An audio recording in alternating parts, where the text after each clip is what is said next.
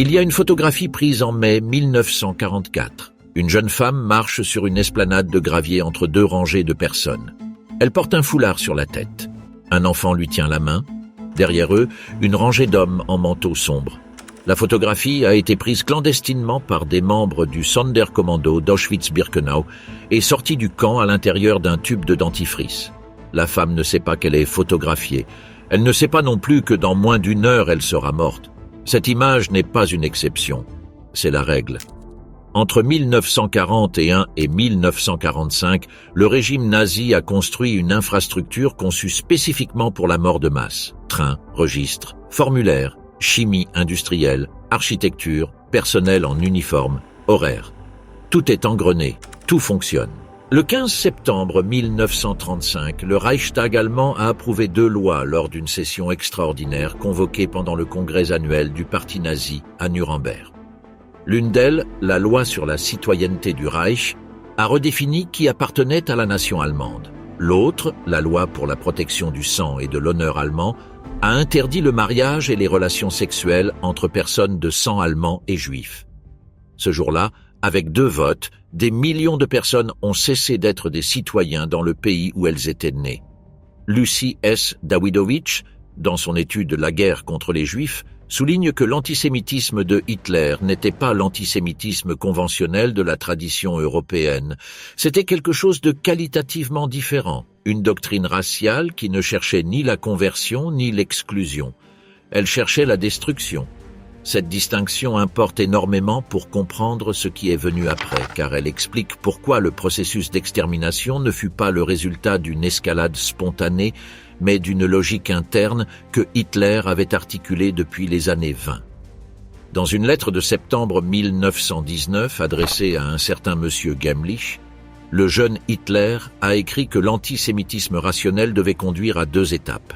D'abord la privation de droits, puis l'élimination totale. Le mot qu'il a utilisé, Entfernung, était délibérément ambigu. Il pouvait être interprété comme expulsion ou comme extermination, selon qui lisait. Les insiders savaient.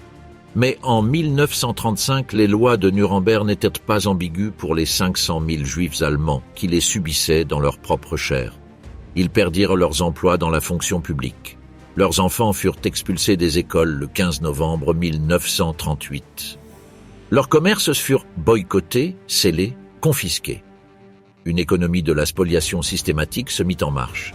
Et lorsqu'ils émigraient, ce qui était ce que le régime voulait, ils perdèrent l'accès à leurs propres biens. La nuit du 9 au 10 novembre 1938 a tout changé.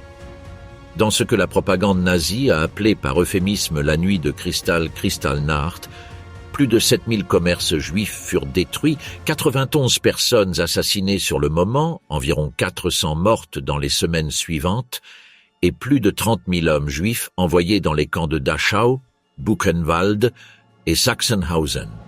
Mais la partie la plus révélatrice vint 2 jours après, le 12 novembre. Hermann Göring convoqua les fonctionnaires nazis les plus importants. Durant cette réunion, quelqu'un demanda s'il devait construire des ghettos. Reinhard Heydrich, chef du service de sécurité des SS, s'y opposa.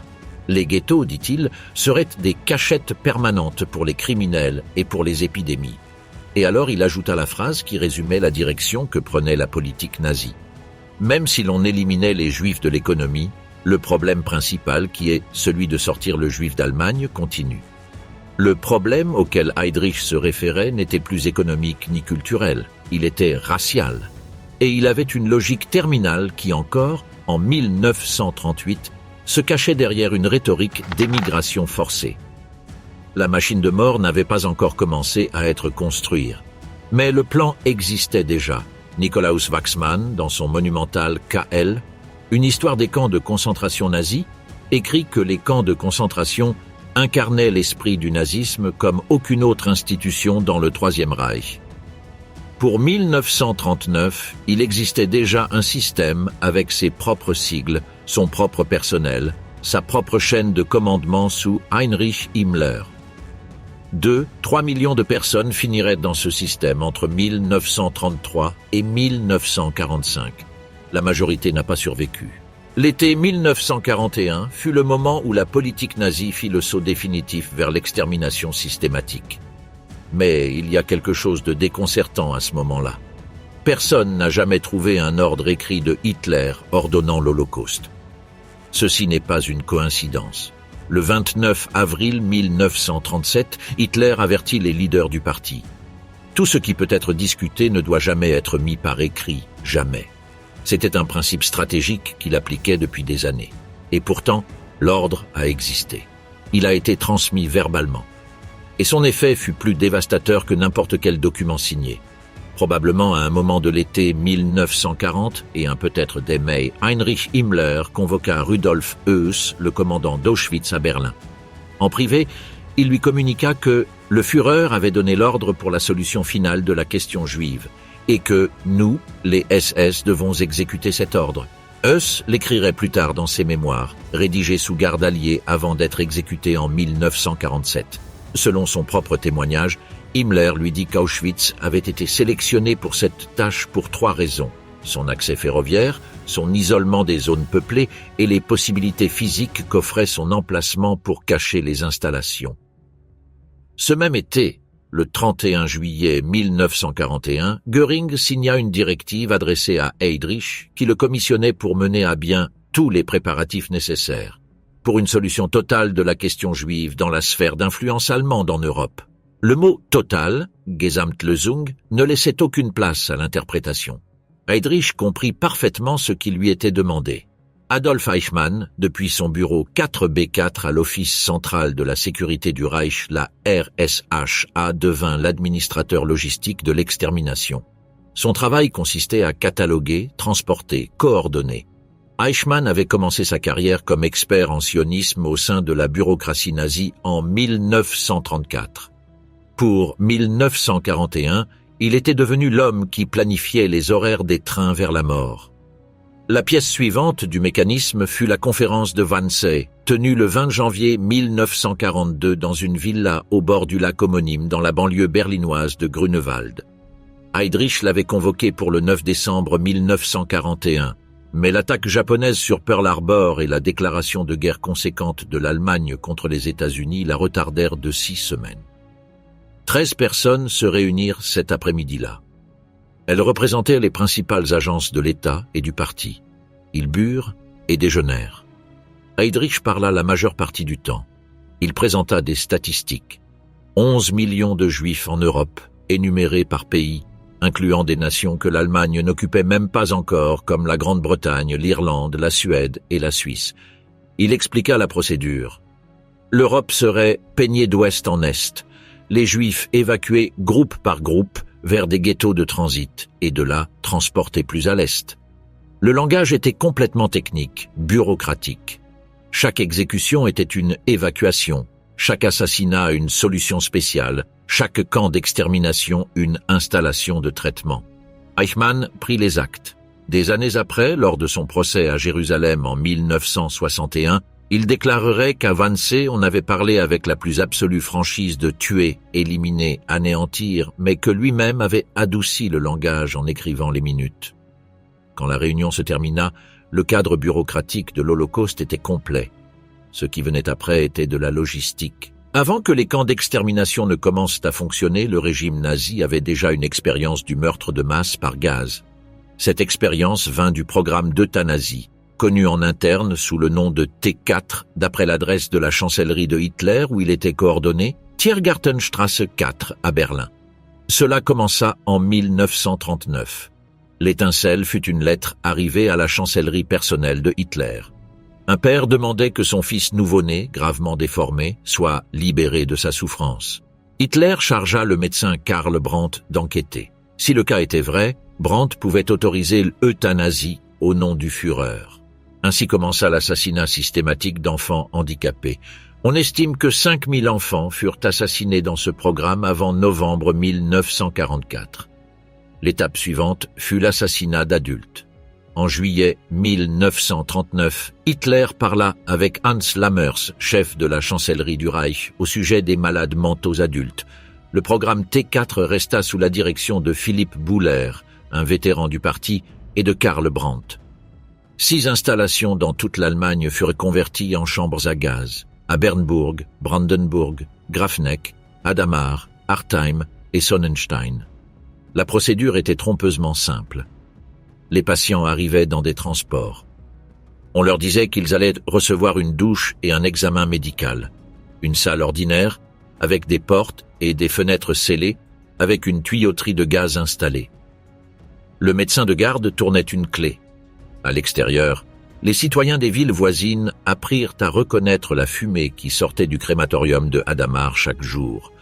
Les enfants qui voyaient passer la camionnette des SS commencèrent à l'appeler, avec la cruauté sans filtre de l'enfance, la boîte de la mort. En août 1941, la pression publique en Allemagne et les sermons publics de l'évêque Clemens August von Galen forcèrent Hitler à paralyser T4.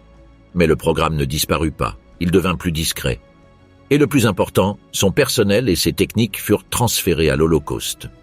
Odilo Globocznik, le chef des SS à Lublin, qui dirigerait l'opération Reinhard, l'extermination des Juifs du gouvernement général de Pologne, rapporta après la guerre que la chancellerie privée de Hitler lui avait fourni 92 hommes pour le personnel de cette opération.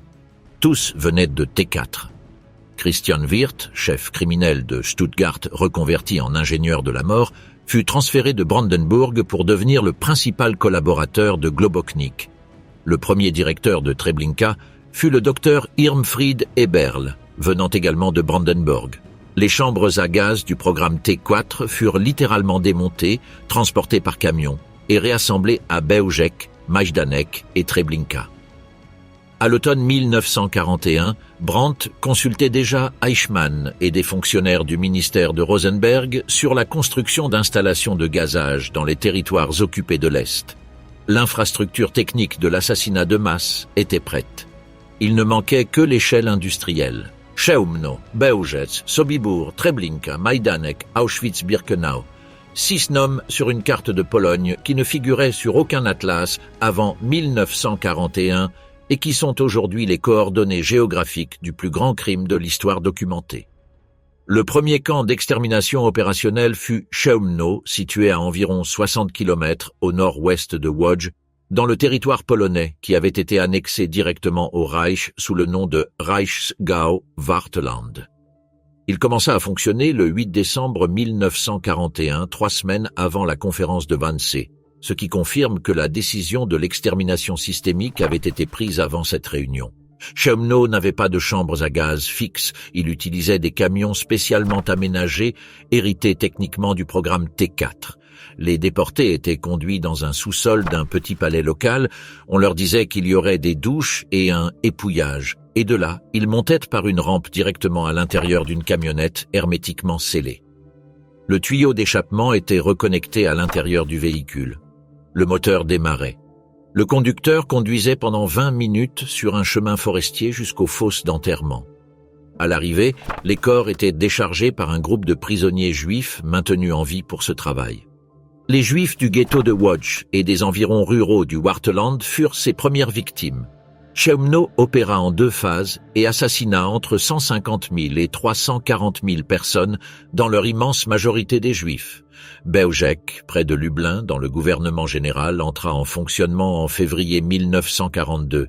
C'était le premier camp construit spécifiquement pour l'opération Reinhard, et ce fut aussi le laboratoire technique où Christian Wirth, transféré du programme T4, développa le modèle de base qui serait reproduit à Sobibór et Treblinka. La première version de Bełżec utilisait 3 chambres à gaz qui injectaient du monoxyde de carbone produit par un moteur diesel. Le processus était lent et imparfait.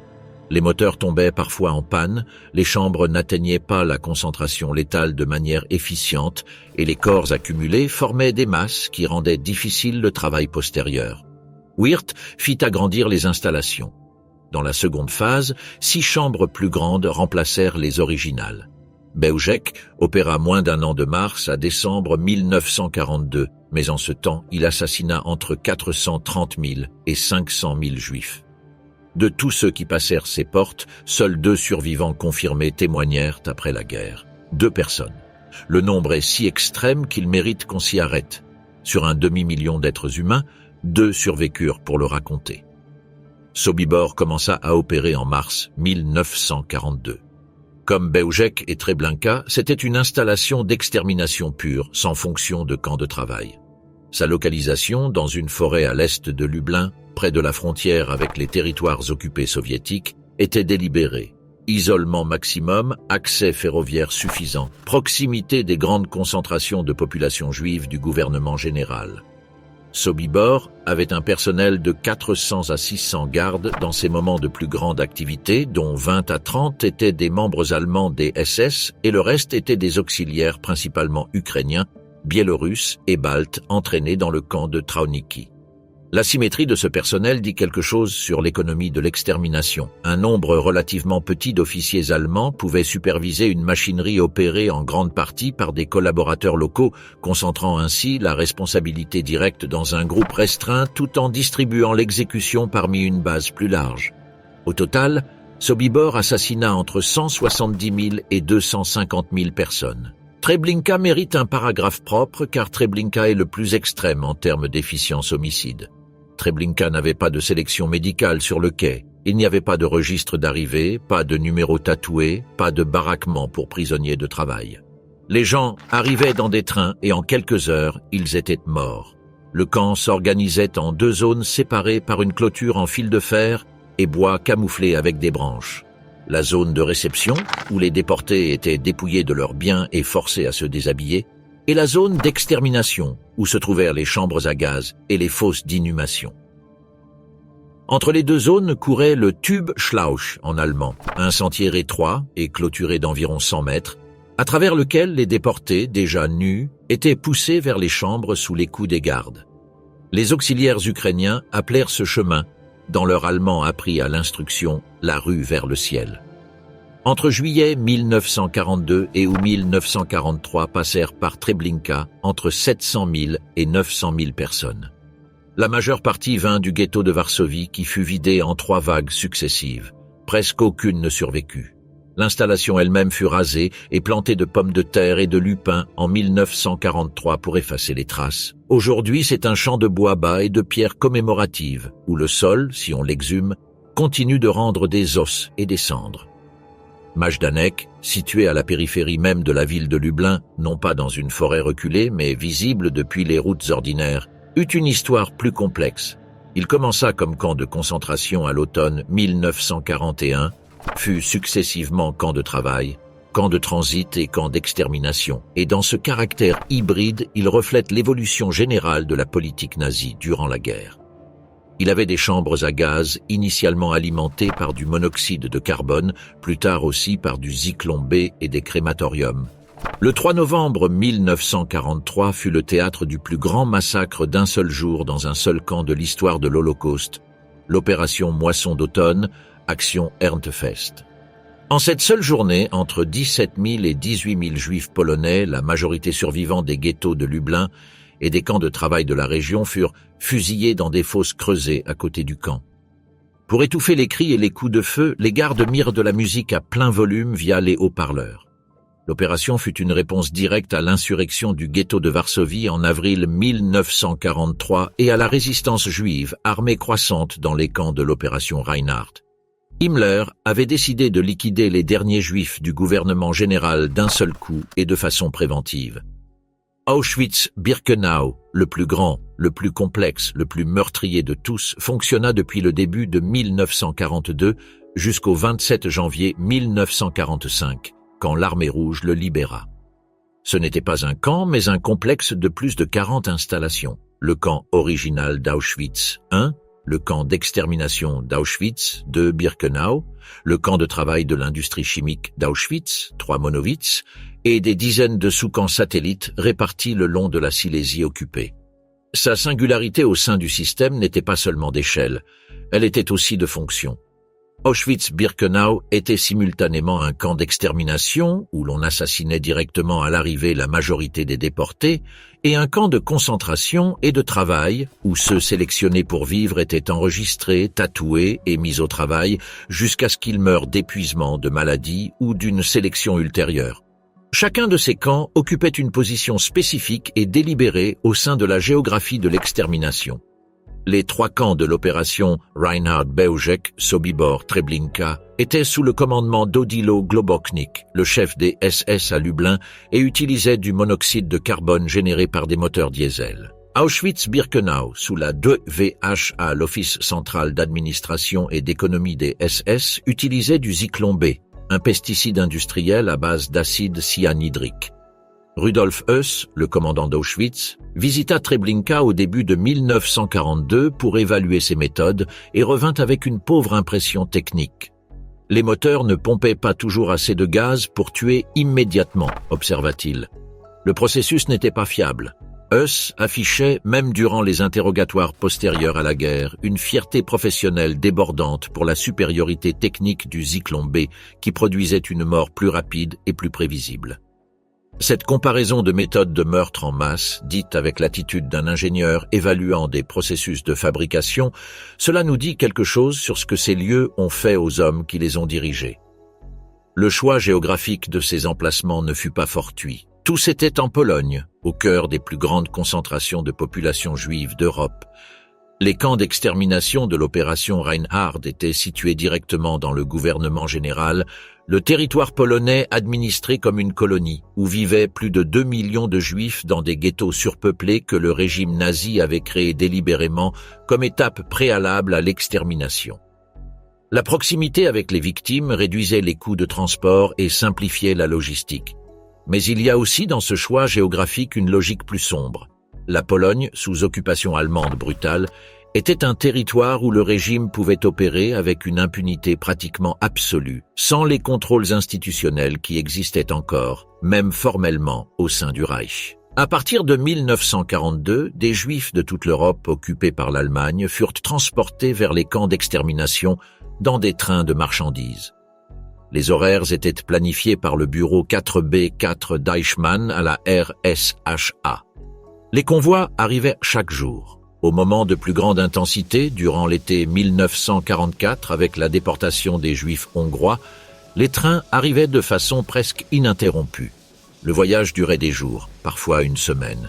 Les déportés voyageaient entassés dans des wagons à bestiaux, sans eau, sans nourriture, sans ventilation adéquate. En été, la chaleur à l'intérieur des wagons pouvait dépasser les 40 degrés. En hiver, le froid de la Pologne en janvier tuait les plus faibles avant que le train n'arrive à destination. Ce n'était pas accidentel. Les SS connaissaient parfaitement les conditions du voyage. Ce voyage faisait déjà partie du processus de dégradation. À Auschwitz, il y avait 2 rampes distinctes selon la période. La halte Judenrampe, l'ancienne rampe juive, faisait partie de la gare de chargement d'Oswiecim, située entre Auschwitz I et Auschwitz II. Elle fut utilisée de 1942 à 1944. Arriver à cette rampe signifiait un trajet de 2-5 kilomètres jusqu'aux chambres à gaz. La majorité des déportés faisaient ce chemin à pied, accompagnés par des gardes SS et un véhicule avec la Croix-Rouge qui transportait le Zyklon B. En mai 1944, juste à temps pour recevoir les trains de Hongrie, fut achevée une nouvelle voie ferroviaire qui entrait directement au cœur de Birkenau. Les rails arrivaient jusqu'au crématorium eux-mêmes. Quand le train s'arrêtait, les portes s'ouvraient de l'extérieur. L'odeur était la première chose. Des dizaines d'heures dans cet espace confiné laissaient une trace physique sur les personnes qui sortaient. Ceux qui ne pouvaient pas se déplacer par eux-mêmes étaient sortis en camion. Il y avait des aboiements de chiens, des cris en allemand, des lumières de projecteurs si c'était la nuit. Et puis, le quai. Sur le quai d'Auschwitz-Birkenau avait lieu la sélection. Un médecin des SS, dans les périodes les plus intenses, cela pouvait être Joseph Mengele lui-même, désignait du pouce vers la droite ou vers la gauche. À droite, le camp. À gauche, la mort immédiate. L'historien polonais Franciszek Piper a calculé, à partir des horaires d'arrivée des trains combinés au registre de déportation, que sur 1 095 000 juifs déportés à Auschwitz, environ 865 000 furent gazés directement à l'arrivée, sans être enregistrés comme prisonniers. Ils moururent sans numéro, sans nom dans les archives, comme s'ils n'étaient jamais arrivés. La sélection suivait des critères qui pouvaient paraître médicaux, mais ne l'étaient en aucun sens cliniques. N'importe quel défaut visible, une cicatrice, un bandage, la maigreur extrême pouvaient suffire pour aller à gauche. On faisait passer les enfants sous un bâton placé à une certaine hauteur. Ceux qui passaient en dessous étaient sélectionnés pour la chambre à gaz.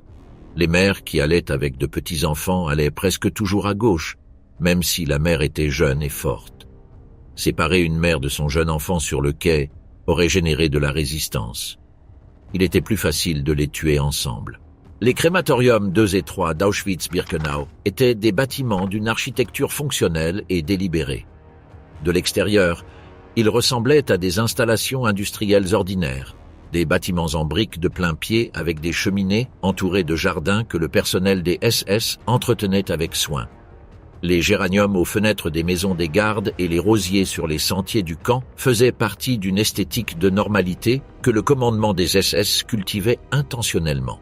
Ce qu'il y avait à l'intérieur de ces bâtiments était autre chose. Leur plan, conçu par le bureau de construction centrale des SS à Auschwitz, sous la supervision du SS Sturmbannführer Karl Bischoff, montrait une progression architecturale calculée.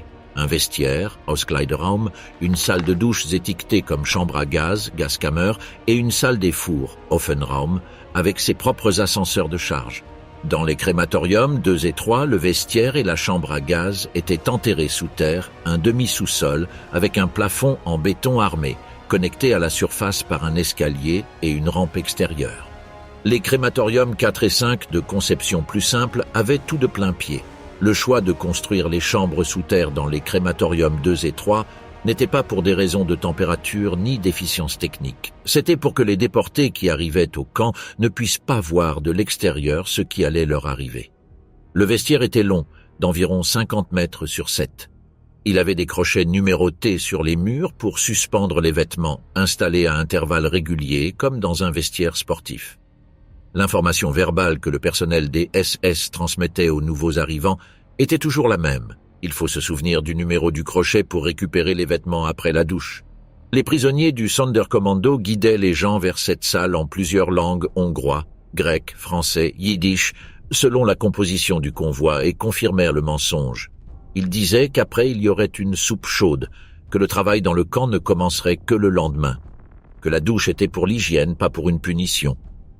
À certaines périodes, les affiches sur les murs du vestiaire s'adaptaient selon la nationalité des déportés qui arrivaient ce jour-là, toujours avec le même message. Bad en allemand, bains en français, furdo en hongrois. Le mot douche comme instrument de tromperie, le mot désinfection comme antichambre de la mort.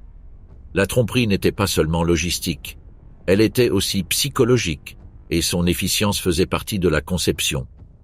Les expériences avec le gaz que les SS avaient réalisées en septembre 1941 dans le bloc 11 d'Auschwitz, où furent gazés 600 prisonniers de guerre soviétiques et 250 prisonniers malades, ceci étant le premier usage du Zyklon B à Auschwitz, avaient révélé un problème pratique. Quand les victimes comprenaient ce qui allait leur arriver, elles résistaient, criaient, attaquaient les gardes, et la logistique du processus se compliquait. La tromperie systématique réduisait la résistance et rendait le processus plus efficient dans les termes où les ingénieurs des SS l'évaluaient. Moins les déportés en savaient, moins il y aurait de problèmes sur le quai, moins de problèmes dans le vestiaire, et plus ordonné serait le processus jusqu'à la fermeture hermétique des portes. Lieb Langfuss, l'un des membres du Sonderkommando d'Auschwitz-Birkenau, enterra son journal écrit en yiddish dans un flacon près du crématorium 3. Il fut trouvé en 1952.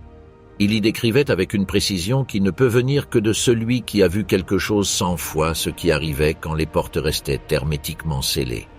Il décrivait que les cris au début étaient forts et pleins de désespoir, et puis s'affaiblissaient. Les corps tombaient les uns sur les autres, formant des tas qui pouvaient atteindre 1 mètre de hauteur. Les mères mouraient assises sur le sol en serrant leurs enfants. Les forts, ceux qui mettaient le plus de temps à mourir, se trouvaient toujours au sommet des tas, ce qui indiquait que dans leurs dernières minutes, ils avaient grimpé sur les corps des autres cherchant instinctivement l'air qui n'existait pas. Cela signifiait que les corps des plus faibles, les enfants, les vieillards, les malades, apparaissaient toujours à la base. Les membres du Sonderkommando apprirent à interpréter la topographie de la mort. La capacité technique de chaque installation était calculée avec une précision d'ingénierie. Selon les plans originaux du bureau de construction des SS, la chambre à gaz du crématorium 2 mesurait 30 par 7 mètres et pouvait contenir jusqu'à 2000 personnes. Le plafond en béton avait 4 orifices, chacun d'eux couvert par un petit chapeau en métal à la surface. À travers ces orifices, les membres des SS versaient le contenu des boîtes de Zyklon B, des pastilles de terre de diatomée, imprégnées d'acide cyanhydrique qui tombaient sur la masse de personnes enfermées. Les boîtes de Zyklon B étaient fabriquées par l'entreprise Degesch, une filiale du conglomérat IG Farben, sous contrat avec les SS. La correspondance commerciale qui est conservée de ces contrats montre que les représentants de Degesch visitaient Auschwitz régulièrement pour superviser la qualité du produit et discuter des quantités de la commande suivante. C'était une relation commerciale ordinaire entre un fournisseur et un client. Le produit était un pesticide. On l'utilisait pour tuer des personnes. Le temps de mort que Rudolf Höss documenta dans ses mémoires était d'entre 10 et 20 minutes, dépendant de la densité de personnes à l'intérieur de la chambre et des conditions atmosphériques. Des concentrations plus hautes de personnes produisaient plus de chaleur corporelle, ce qui accélérait l'évaporation du gaz et raccourcissait le processus. Les jours froids, quand l'évaporation était plus lente, le processus pouvait se prolonger. Après un intervalle de 15 à 30 minutes depuis la fermeture des portes, le personnel de ventilation mettait en marche les extracteurs. 30 autres minutes devaient s'écouler avant que les membres du Sonderkommando, équipés de masques à gaz, ne puissent ouvrir les portes et commencer l'extraction des cadavres. Même avec les masques, l'accès immédiat était dangereux. Le Zyklon B mettait du temps à se dissiper et plusieurs décès de membres du Sonderkommando par exposition accidentelle au gaz sont documentés dans les actes des SS. Le 23 septembre 1940, par ordre personnel de Himmler, fut établie la procédure d'extraction de l'or dentaire des prisonniers morts. Le travail était réalisé par des membres du Sonderkommando qui étaient ou avaient été dentistes, bien que d'autres sans formation spécifique y participaient aussi, sous la supervision d'un odontologue des SS qui inspectait le travail. Toute pièce dentaire en or qui serait oubliée pouvait coûter aux membres du Sonderkommando qui l'effectuaient d'être envoyés directement à la chambre à gaz. L'or extrait couronne, bridge, plombage était fondu en lingots qui étaient envoyés au service de santé des SS. Au début de 1944, on extrayait entre 10 et 12 kg d'or par mois seulement des victimes d'Auschwitz. Tout au long de l'opération du camp, la quantité totale d'or extraite des cadavres se calcule en centaines de kilogrammes. Les livres de comptabilité des SS enregistraient les envois avec la même méticulosité qu'ils enregistraient tout autre bien de magasin. Aux femmes mortes, on rasait les cheveux après leur mort à Auschwitz. La procédure différait des camps de l'opération Reinhard, où le rasage s'effectuait avant d'entrer dans la chambre à gaz, dans une barberie forcée construite à cet effet dans l'antichambre des chambres. La différence n'obéissait à aucune considération humanitaire, mais à des raisons de flux et de vitesse du processus. Pour le 6 février 1943, le ministère de l'économie du Reich avait déjà reçu 3000 kg de cheveux de femmes provenant d'Auschwitz et de Majdanek. Ces cheveux n'étaient pas jetés, ils étaient transformés industriellement. Ils étaient lavés dans une solution de sel ammoniaque, séchés sur le sol en briques des crématoriums eux-mêmes, peignés et emballés dans des sacs en papier. Ils étaient envoyés à l'usine de fabrication de Bremen-Blumenthal, entre autres industries, où ils étaient convertis en filaments pour des courroies industrielles, des rembourrages pour oreillers et des tapis de feutre. Quand l'armée rouge libéra Auschwitz en janvier 1945, elle trouva dans les entrepôts du camp 7000 kg de cheveux humains dans des sacs préparés pour l'expédition. L'équivalent des cheveux d'environ 40 000 à 50 000 personnes, calculés à partir des poids moyens documentés. L'industrie allemande était une bénéficiaire directe du système d'extermination, non une observatrice distante. Les cadavres, après l'extraction de leur dentaire et le rasage, étaient brûlés dans les fours crématoires. Les ingénieurs des SS avaient calculé avec soin la capacité théorique de chaque installation. 340 corps en 24 heures pour le crématorium 1, 1440 chacun pour les crématoriums 2 et 3, 768 chacun pour les crématoriums 4 et 5. Capacité technique combinée, 4416 corps par jour.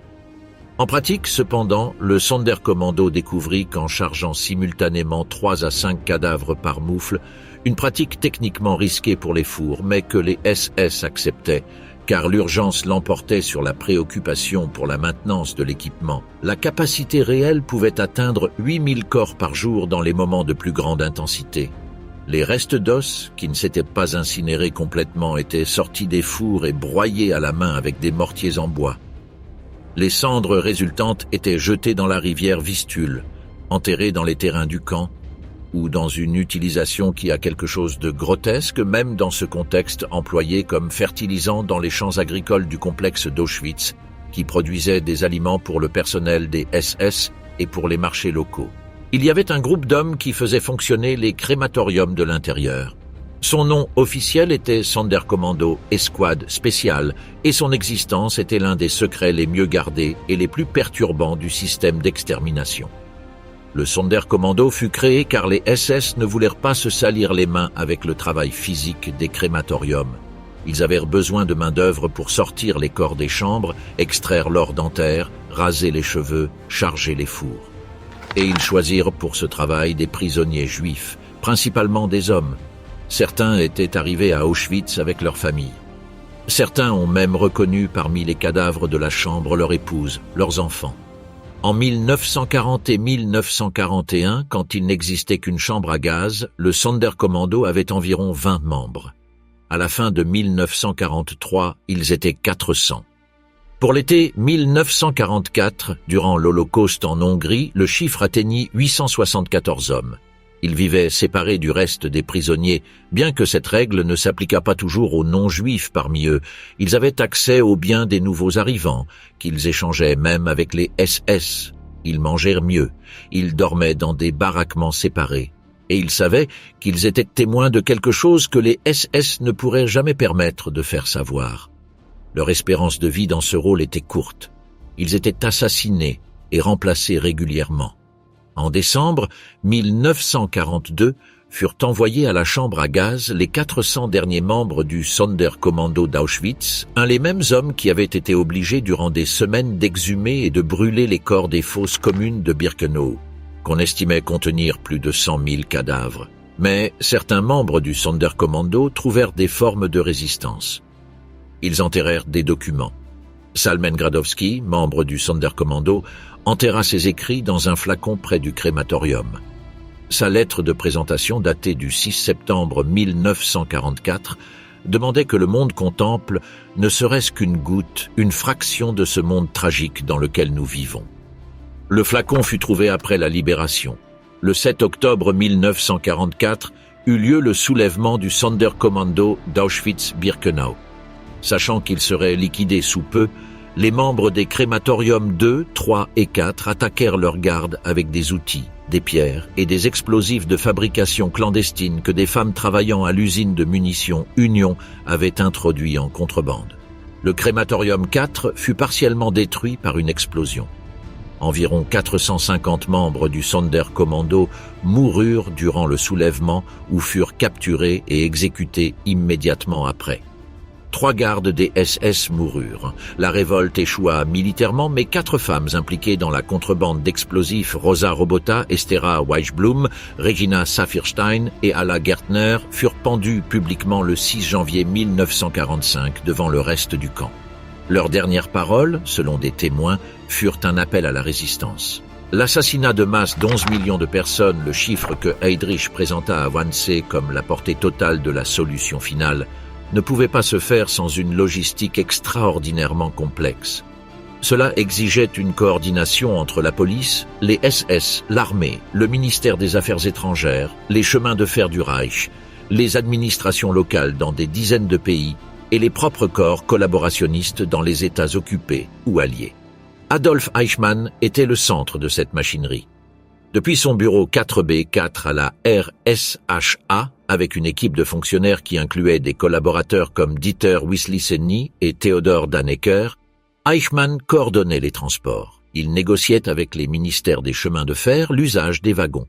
Il parlait avec les gouvernements alliés de la remise de leurs juifs. Il établissait les horaires. Il calculait les capacités des camps. Le premier transport, organisé par le bureau d'Eichmann, arriva à Auschwitz le 26 mars 1942. 999 femmes juives de Poprad, Slovaquie. Le même jour, 999 femmes allemandes non-juives du camp de concentration de Ravensbrück arrivèrent au camp de femmes d'Auschwitz pour devenir le personnel fondateur de son administration. Cette juxtaposition ne fut pas accidentelle. Le système exigeait une structure interne.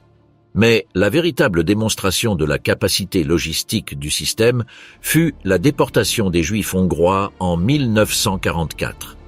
La Hongrie avait été un allié de l'Axe qui avait réussi à protéger une partie de sa population juive durant les premières années de la guerre. Le 19 mars 1944, l'Allemagne occupa militairement la Hongrie. Eichmann arriva à Budapest le lendemain avec son équipe. En 6 semaines, il construisit de toutes pièces l'infrastructure de déportation pour un pays qui n'en avait pas auparavant. Le 29 avril 1944 arrivèrent à Auschwitz les premiers 1800 Juifs de Hongrie. Depuis le 14 mai jusqu'au début de juillet 1944, 437 000 Juifs hongrois, approximativement la moitié de la population juive qui existait avant la guerre sur ce territoire, furent déportés à Auschwitz. Le taux dans les moments de plus grande intensité atteignit 12 000 personnes par jour. À certains moments, il y avait tant de trafic de trains que la voie ordinaire du réseau ferroviaire hongrois s'effondrait et il devait coordonner des déviations spéciales. Pour recevoir ce volume, Auschwitz-Birkenau dut se moderniser. Les crématoriums 2 et 3 reçurent de nouveaux ascenseurs qui connectaient les fours avec les chambres à gaz souterraines. De nouvelles grilles furent installées. Des fosses de crémation furent creusées derrière le crématorium 5 pour les jours où la capacité des fours était insuffisante. À l'été 1944, la capacité combinée des crématoriums et des fosses à l'air libre atteignait 20 000 corps par jour. Eichmann connaissait ces chiffres, c'était son travail de les connaître. Pour ceux qui passaient la sélection sur le quai, les approximativement 205 000 Juifs qui furent enregistrés comme prisonniers à Auschwitz, sur le 1 095 000 déportés, la vie ne s'arrêtait pas. Elle se transformait en quelque chose qui méritait à peine ce nom. La première rencontre avec le camp, pour ceux qui étaient enregistrés, était au centre de réception des prisonniers, près de la porte avec l'affiche « Arbeit macht frei ». Le travail rend libre, installé à l'entrée d'Auschwitz I. Là, ils étaient tatoués avec un numéro de série.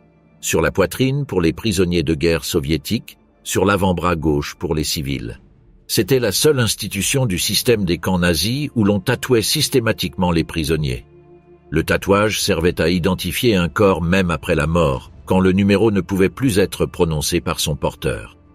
Après le tatouage venait le rasage, tête, aisselle, pubis. Les vêtements civils étaient confisqués. On remettait un uniforme à rayures. Les triangles de couleur sur l'uniforme identifiaient la catégorie du prisonnier.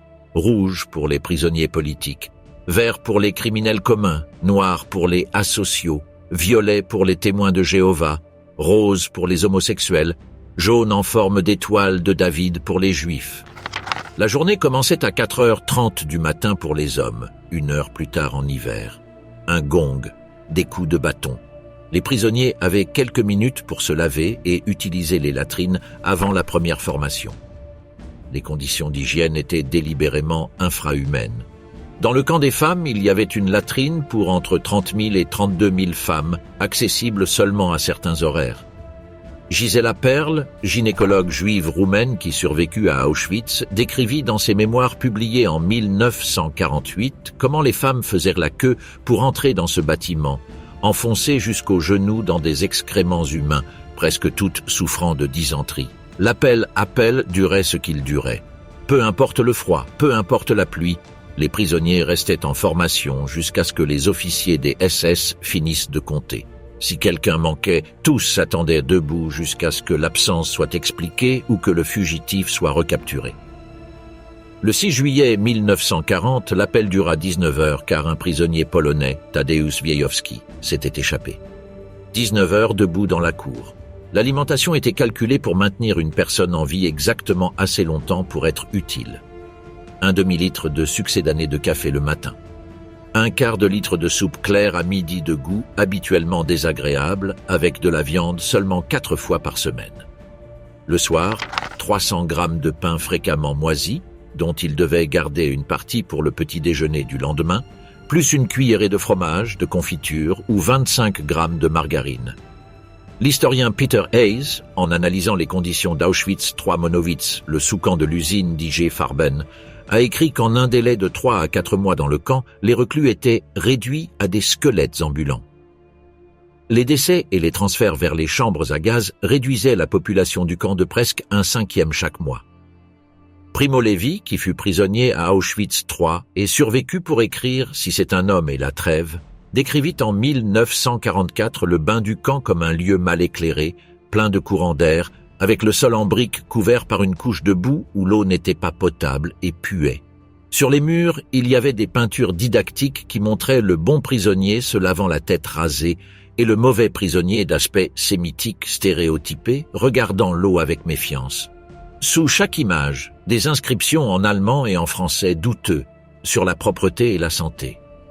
Les punitions pour infraction au règlement étaient corporelles et pouvaient être létales. La bastonnade publique était habituelle. Le prisonnier était immobilisé sur la table de punition appelée la chèvre et devait compter à haute voix les coups de fouet. S'il perdait le compte, la flagellation recommençait depuis le début. Le poteau consistait à suspendre le prisonnier par les poignets attachés dans le dos, une méthode qui pouvait disloquer les épaules de façon permanente.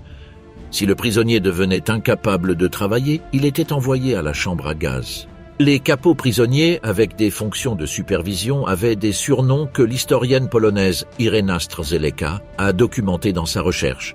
Sanglant, Fer, l'étrangleur, le boxeur. Le bloc 11 d'Auschwitz, était la prison dans la prison. La cellule numéro 22 était une cellule debout sans fenêtre, divisée en 4 sections de moins d'1 mètre carré chacune, où 4 hommes devaient se tenir debout durant la nuit.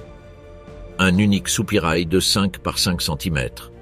Dans la cour entre les blocs 10 et 11 se trouvait le mur de la mort. Les premières exécutions y eurent lieu le 11 novembre 1941, jour de l'indépendance nationale polonaise. 151 accusés furent emmenés un à un au mur, nus, les mains liées dans le dos et fusillés d'une balle dans la nuque. Rudolf Höss a écrit que les ordres d'exécution arrivaient en flux ininterrompu. L'officier des SS Perry Broad, témoin de beaucoup de ces scènes, a décrit comment certains prisonniers, qui pouvaient à peine se tenir debout après des mois dans les cellules, criaient au dernier moment « Vive la Pologne » ou « Vive la liberté ». Dans le bloc 10 d'Auschwitz, durant les années de guerre, des médecins allemands avec des titres universitaires menèrent des expériences sur des êtres humains vivants. Pas dans l'ombre, pas en secret face au reste de l'appareil nazi. Avec des rapports, des budgets, des correspondants dans des entreprises pharmaceutiques et des protocoles formels. Le plus infâme fut Joseph Mengele, surnommé par les prisonniers l'ange de la mort. Il arriva à Auschwitz, le 30 mai 1943, avec le grade de SS Hauptsturmführer et un doctorat en médecine et un autre en anthropologie. Son domaine de recherche principal était les jumeaux identiques, les nains et les personnes avec des maladies héréditaires.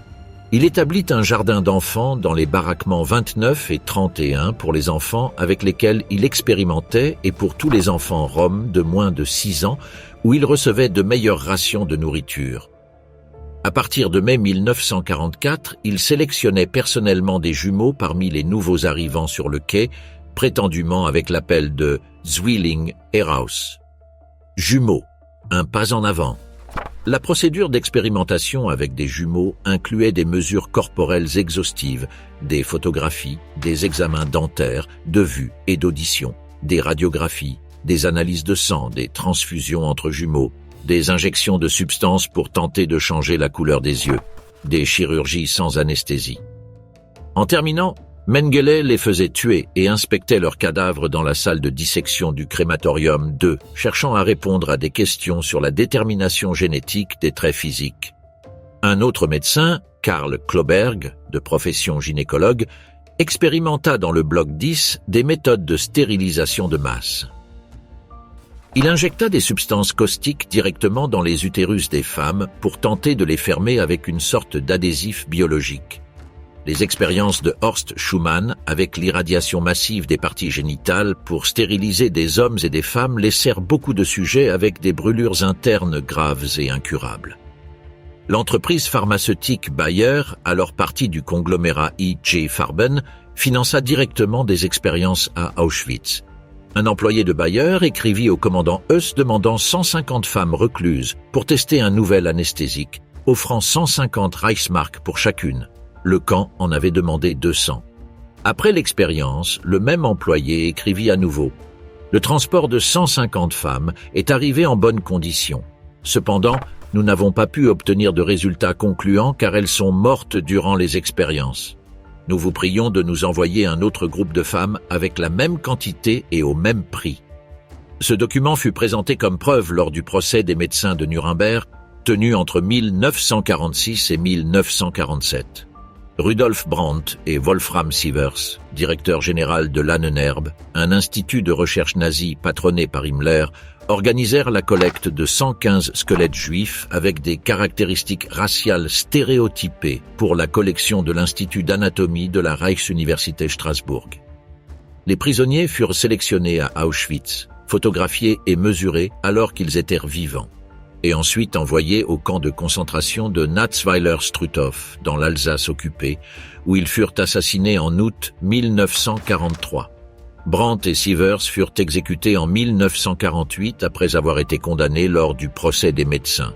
Kurt Eismeyer, médecin allemand et officier des SS, emmena 20 enfants juifs polonais d'Auschwitz au camp de concentration de Neuengamme, près de Hambourg, où il leur injecta le bacille de la tuberculose pour tester une cure expérimentale. En avril 1945, quand la défaite allemande était imminente, les 20 enfants furent pendus dans le sous-sol d'une école du quartier de Bullenhusser-Damm à Hambourg pour éliminer les preuves de l'expérience. L'échelle de l'Holocauste ne peut être comprise que lorsqu'elle est cartographiée. Des Juifs de France, Belgique, Pays-Bas, Norvège, Danemark, Grèce, Italie, Yougoslavie, Tchécoslovaquie, Autriche, Allemagne, Hongrie, Roumanie, Bulgarie, Pologne, Union soviétique. Tous, à un moment donné, furent soumis au même processus. Chaque déportation avait son propre calendrier, son propre processus local. Aux Pays-Bas, 64% de la population juive, 104 000 personnes, fut assassinée, l'un des taux de mortalité les plus élevés d'Europe occidentale. En partie car le système de registre civil hollandais était exceptionnellement efficient et les Pays-Bas n'ont pas une géographie qui facilite la cachette. Le premier transport RSHA depuis la France arriva à Auschwitz le 30 mars 1942. Finalement, 69 000 Juifs français furent déportés. En Grèce, la déportation fut brutalement rapide. En février 1943, Dieter Wisliceny et Alois Brunner, deux des collaborateurs les plus proches d'Eichmann, arrivèrent à Salonique, ville qui avait l'une des communautés juives les plus anciennes du monde méditerranéen, avec des racines dans la diaspora séfarade du XVe siècle. En 2 mois, ils avaient organisé la déportation de 43 000 Juifs de Salonique. Les trains mettaient 11 jours pour arriver de Grèce à Auschwitz. À Auschwitz, les travailleurs du Sonderkommando trouvèrent des pièces de monnaie grecque avec des lettres de l'alphabet classique dans certaines des tresses de cheveux qui arrivaient au dépôt du crématorium. En Norvège, le 26 novembre 1942, 532 Juifs norvégiens furent embarqués sur le vapeur Gotenland et transportés à Szczecin, d'où ils continuèrent en train jusqu'à Auschwitz. Ils arrivèrent le 1er décembre. La majeure partie fut gazée à l'arrivée. Chacun de ces transports générait des papiers, des demandes de wagons, des permis de transit, des listes de noms, des budgets. Les archives de la RSHA qui ont survécu à la guerre et qui furent présentées au procès de Nuremberg montrent la dimension de cette bureaucratie. Dans certaines instances, il y a des lettres d'Eichmann au ministère des chemins de fer du Reich, discutant du coût par kilomètre de transport des évacués, négociant des tarifs de groupe comme s'il s'agissait d'excursions touristiques. Lire ces documents aujourd'hui produit un type particulier d'horreur, distinct de celui que produit un témoignage de survivant. L'horreur du quotidien, l'horreur de la normalité administrative. L'opération Reinhard était le nom de code pour l'extermination des Juifs du gouvernement général de Pologne. Le territoire polonais qui n'avait pas été annexé directement au Reich, mais administré comme une colonie occupée sous le commandement du gouverneur Hans Frank. Le nom honorait Reinhard Heydrich, assassiné lors d'un attentat à Prague le 4 juin 1942 par des agents du gouvernement tchécoslovaque en exil entraînés par le service secret britannique. Les 3 camps de l'opération Reinhard-Beuschek, Sobibor et Treblinka opéraient avec un principe radicalement différent de celui d'Auschwitz. Ce n'étaient pas des camps de concentration avec une section d'extermination. C'étaient des installations d'extermination pure, où l'objectif était de tuer tous ceux qui arrivaient dans le moins de temps possible. La main-d'œuvre de maintenance était minimale. Quelques centaines de prisonniers juifs maintenus en vie temporairement pour assurer des fonctions techniques de nettoyage et de traitement des cadavres, et un personnel de garde qui incluait des membres des SS allemands et les dits auxiliaires de Trauniki, des hommes recrutés principalement parmi des prisonniers de guerre soviétiques ukrainiens, biélorusses et baltes, entraînés dans le camp d'instruction de Trauniki pour fonctionner comme garde des camps d'extermination. Christian Wirth, transféré du programme Téfour, conçut le système opérationnel des camps de Reinhard. C'était un homme brutal même pour les standards de ses collègues. Globoknik le surnommait le sauvage et Himmler le décrivit comme quelqu'un qui avait résolu le problème de la forme la plus simple. Le système de Wirth à Baužek évolua rapidement.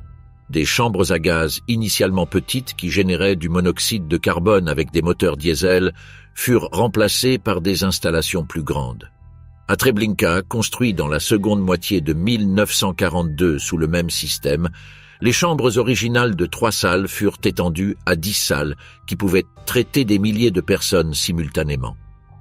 La tromperie était la pièce centrale du système. À Treblinka, le quai d'arrivée avait l'aspect d'une gare de chemin de fer normale. Des affiches avec des horaires de train de correspondance, un guichet, des fleurs dans des pots. C'était une scénographie. Au-delà de cet écran commençait le tube, une vereda étroite, clôturée des 2 côtés, d'environ 100 mètres de longueur, par où les déportés, déjà nus et sans biens, marchèrent vers les chambres à gaz. Les gardes appelaient ce chemin la rue vers le ciel. Treblinka fut le camp d'extermination le plus meurtrier de tous. En 14 mois d'opération, entre juillet 1942 et août 1943, il assassina entre 700 000 et 900 000 personnes. La majorité étaient des Juifs du ghetto de Varsovie. Le 22 juillet 1942, coïncidant avec l'anniversaire de la naissance de Himmler, bien que la coïncidence fût probablement intentionnelle, commencèrent les déportations du ghetto de Varsovie. Chaque jour partaient plusieurs trains. Dans les 2 premiers mois, entre 5 000 et 6 000 personnes par jour étaient déportées. Les fonctionnaires du Judenrat, le conseil juif obligé par les SS d'administrer le ghetto, recevaient des instructions d'Eichmann de sélectionner les déportés, sous la promesse que ceux qui se présenteraient volontairement recevraient du pain et de la confiture. Dans les premiers jours, quand les gens du ghetto ne savaient pas ce qui les attendait au bout du trajet, des milliers se présentèrent volontairement et flanqués par la faim, disposés à n'importe quoi qui leur promettait de la nourriture. Le 2 août 1943, les prisonniers qui survivaient à Treblinka se soulevèrent. Ils volèrent des armes de l'arsenal du camp. Ils tuèrent plusieurs gardes. Ils brûlèrent une partie des installations. Plusieurs centaines réussirent à s'échapper vers la forêt environnante. La majorité furent chassés et exécutés dans les jours suivants. Mais quelques dizaines survécurent jusqu'à la fin de la guerre. Après le soulèvement, Treblinka fut démantelé. Le terrain fut labouré. On planta des lupins. On construisit une ferme. Et ainsi disparut l'un des plus grands crimes de l'histoire de l'humanité, caché sous terre dans une forêt de Pologne centrale. Contre l'appareil le plus puissant et le plus meurtrier que le monde ait produit jusqu'à ce moment-là, il y eut de la résistance. Sous de multiples formes, depuis de multiples lieux. Le capitaine Witold Pilecki, officier de la résistance polonaise, se laissa arrêter délibérément à Varsovie en septembre 1940 pour être envoyé à Auschwitz et organiser des informations de renseignement de l'intérieur. Il fut emprisonné sous le nom de Tomasz Serafiński, numéro de série 4859. Durant presque 3 ans, il transmit en contrebande des rapports sur les conditions du camp et les assassinats de masse à l'armée nationale polonaise et, à travers elle, au gouvernement polonais en exil à Londres. Son mouvement de résistance interne s'appela Związek Organizacji Wojskowej, Union des organisations militaires. Il s'échappa le 27 avril 1943. Le second rapport qu'il élabora après sa fuite estimait qu'un 5 millions de personnes, en majorité juives, avaient été assassinées à Auschwitz. Le 27 avril 1944, Rudolf Worba, numéro 44070, et Alfred Wetzler, numéro 29162, s'échappèrent d'Auschwitz vers la Slovaquie. Ils mirent 11 jours pour arriver. Au Conseil juif slovaque, ils remirent un rapport de plus de 30 pages avec des descriptions détaillées des installations, des procédures et des chiffres de morts. Le rapport Verba-Wetzler fut transmis aux gouvernements alliés et au pape Pie XII. Ces parties furent publiées en juin 1944. La publication du rapport et la pression internationale résultante contribuèrent à ce que le régent hongrois Miklos Horthy suspende les déportations de Hongrie le 7 juillet 1944. À ce moment-là, 437 000 juifs hongrois avaient déjà été déportés.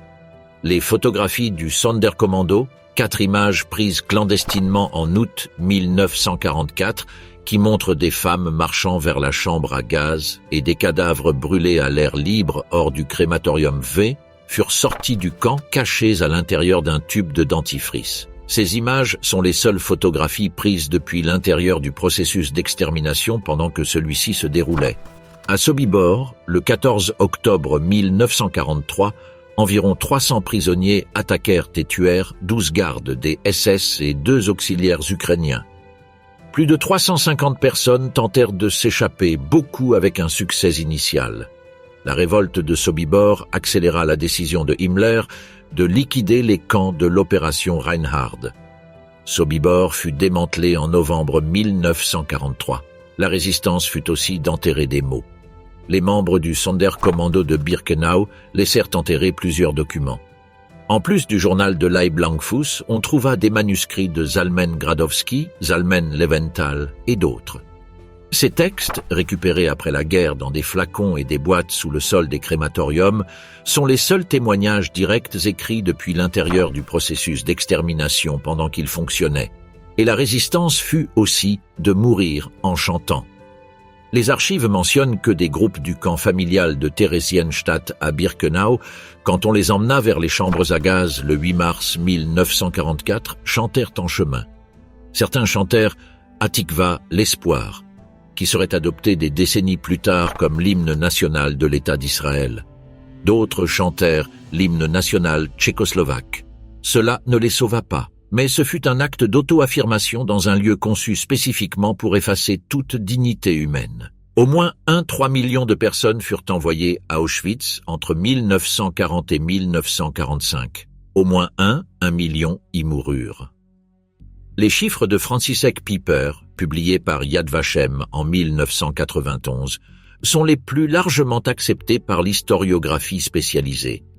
Le détail, approximativement 960 000 juifs, dont 865 000 furent gazés au moment de l'arrivée sans avoir été enregistrés comme prisonniers, 74 000 Polonais non-juifs, 21 000 Roms, 15 000 prisonniers de guerre soviétiques, jusqu'à 15 000 personnes d'autres nationalités.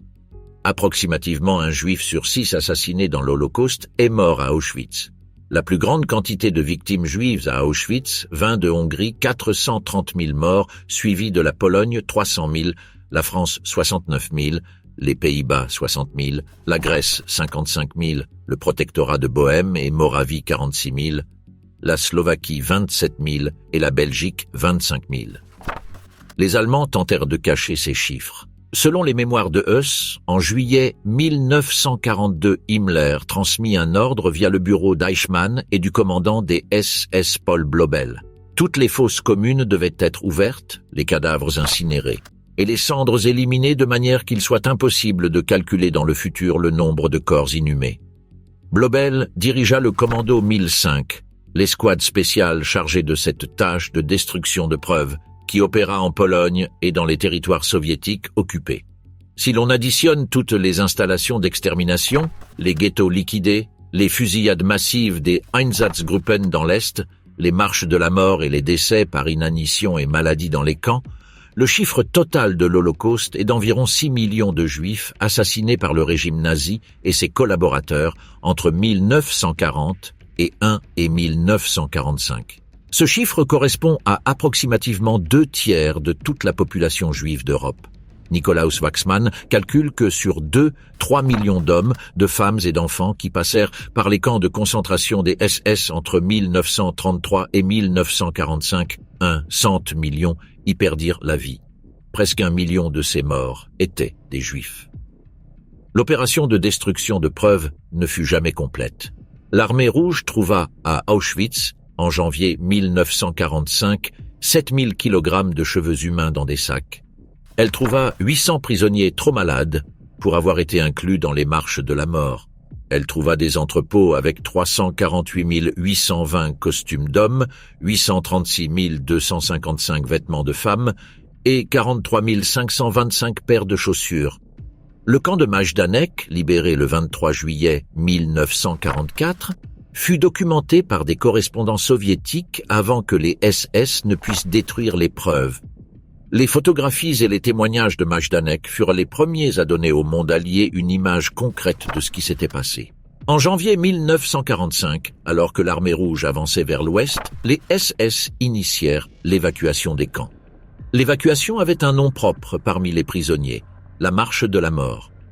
Le 18 janvier 1945, approximativement 56 000 prisonniers sortirent des camps du complexe d'Auschwitz sous la garde armée des SS au milieu de l'hiver polonais, avec des températures qui atteignaient les moins 20 degrés centigrades. Ils devaient marcher vers l'ouest, vers les camps à l'intérieur du Reich. Ceux qui ne pouvaient pas suivre le rythme étaient fusillés sur place. On estime qu'entre 9 000 et 15 000 prisonniers moururent durant les marches d'évacuation d'Auschwitz. Le 27 janvier 1945, des soldats de la 60e division de l'armée, appartenant au premier front ukrainien de l'armée rouge, entrèrent dans le complexe d'Auschwitz-Birkenau. Ils trouvèrent 7 650 prisonniers encore vivants, trop malades pour avoir été inclus dans les marches. Ce jour est commémoré depuis 2005 comme la Journée internationale de commémoration de l'Holocauste.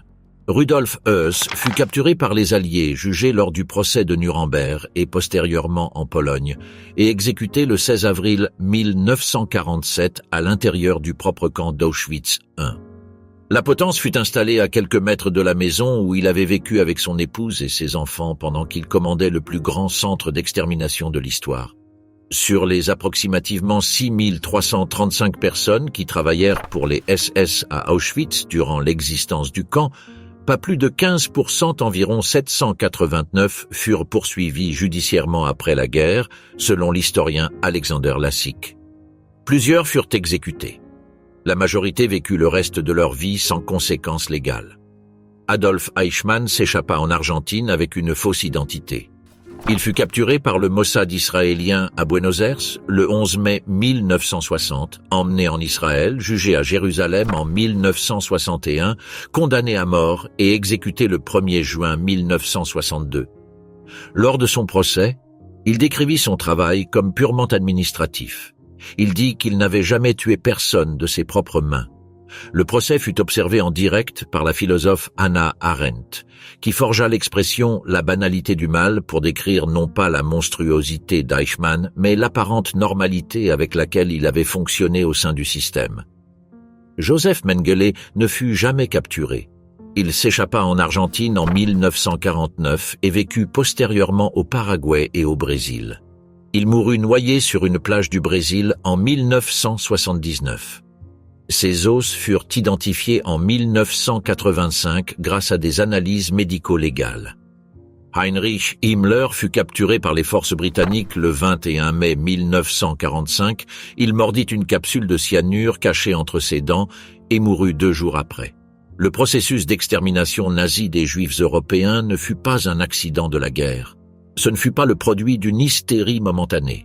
Ce fut la culmination d'une politique planifiée, exécutée avec bureaucratie, avec ingénierie chimique, avec architecture, avec chemin de fer et avec des milliers de personnes qui, à chaque étape, prirent des décisions conscientes. Depuis le législateur qui approuva les lois de Nuremberg en 1935, jusqu'au fonctionnaire qui signa la réquisition des wagons de train, jusqu'au médecin qui choisit qui vivait et qui mourait sur le quai de Birkenau. La lettre de Salmen Gradowski, enterré dans un flacon à côté du crématorium de Birkenau le 6 septembre 1944, demandait que le monde contemple au moins une fraction de ce monde tragique. Gradowski mourut durant le soulèvement du Sonderkommando le 7 octobre 1944. Sa lettre fut trouvée, et c'est précisément ce que vous venez de faire.